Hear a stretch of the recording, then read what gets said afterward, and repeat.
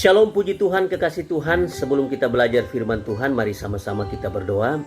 Terima kasih Bapa di sorga, kami mau belajar firman Tuhan hari ini. Roh Kudus tolong kami, supaya kami dapat mengerti dan melakukan firman Tuhan dalam hidup kami. Di dalam nama Tuhan Yesus, kami berdoa dan mengucap syukur, dan kami siap mendengarkan firman Tuhan. Haleluya, amin. Nah, puji Tuhan, kekasih Tuhan, percayakah kita bahwa Tuhan sanggup, Tuhan mampu memakai apa saja dan siapa saja yang ada di alam semesta ini, yang ada di dunia ini, untuk menolong kita? Saya yakin dan percaya, kekasih Tuhan percaya akan hal ini. Nah, biasanya yang sering kali terjadi, kalau kita berdoa minta A, yang kita harapkan yaitu Tuhan harus jawab A juga bagi kita. Itu yang terjadi.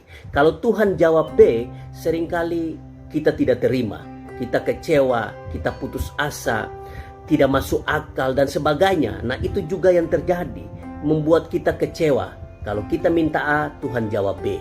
Nah, kekasih Tuhan, sangat tidak pantas kita kecewa kepada Tuhan. Karena kadang yang tidak masuk di akal manusia, justru itu yang dipakai Tuhan untuk melepaskan, menolong, dan menyelamatkan kita dari masalah-masalah yang besar, bahkan kematian yang di depan mata kita. Seringkali Tuhan memakai hal kecil untuk menolong kita. Nah, kekasih Tuhan, sebelum kita lanjutkan, mari sama-sama kita melihat film pendek ini. Kita melihat sama-sama. Kisah seorang tentara dalam medan perang. Pada suatu peperangan, seorang tentara terpisah dari kelompoknya dan tertinggal di sebuah pulau. Pertempuran masih berlangsung, namun ia telah kehilangan kontak dengan rekan-rekannya. Sendirian, dia bisa melihat di kejauhan tentara musuh menuju ke arah pulau itu dan mendarat. Dia segera berlari masuk ke dalam hutan, lalu dengan susah payah mencari perlindungan. Ia menemukan ada beberapa gua batu kecil di atas bukit, dan segera saja dia merangkak masuk ke dalam salah satu gua. Saat itu hatinya sedikit tenang karena merasa aman. Namun ia segera sadar bahwa jika tentara musuh memeriksa semua gua di atas bukit, maka ia akan ditemukan dan akan dibunuh. Dalam ketakutan, ia berdoa kepada Tuhan. Tuhan, tolong selamatkan saya. Saya berjanji, selanjutnya saya akan menjadi orang yang taat, menjalankan segala perintah-Mu dan menjauhi larangan-Mu. Apapun yang akan terjadi, saya percaya padamu. Saya serahkan jiwa dan raga ini kepadamu. Amin. Setelah berdoa, dia berbaring diam di dalam gua sambil mendengarkan langkah kaki tentara musuh yang mulai mendekat. Dia kembali ketakutan dan berpikir, saya rasa Tuhan tidak akan membantu saya keluar dari masalah ini. Kemudian dia melihat seekor laba-laba mulai membangun jaring di bagian atas mulut gua tersebut. Hah? Dia berpikir, yang saya butuhkan adalah dinding batu yang kokoh untuk menutup pintu gua. Dan yang Tuhan kirimkan kepada saya adalah jaring laba-laba yang rapuh. Baiklah, saya mungkin sudah terlalu banyak dosa. tentara ini pun pasrah. Saat musuh mendekat, ia melihat dari tempat persembunyiannya, para tentara musuh memeriksa gua-gua di sana satu demi satu. Dan saat mereka tiba di gua tempat dia bersembunyi, ia mendengar seseorang dari tentara musuh yang berkata, "Sudah, abaikan saja gua itu. Lihat, ada jaring laba-laba di mulut gua. Jika ada yang masuk ke dalam gua tersebut, jaring itu pasti sudah rusak." Jadi tentara musuh tidak memeriksa gua tempat dirinya bersembunyi dan melanjutkan pencarian mereka. Dia terus diam hingga akhirnya pasukan musuh pergi dari pulau tersebut. Saat ini, dia melihat jaring laba-laba yang rapuh di mulut gua dan menyadari bahwa dengan adanya jaring laba-laba di pintu masuk, tampak seolah sudah lama tidak pernah ada yang masuk ke gua tersebut. Dia menyadari itulah pertolongan yang Tuhan berikan untuknya. Dalam kuasa Tuhan, jaring laba-laba yang rapuh itu jauh lebih kuat daripada bebatuan yang keras.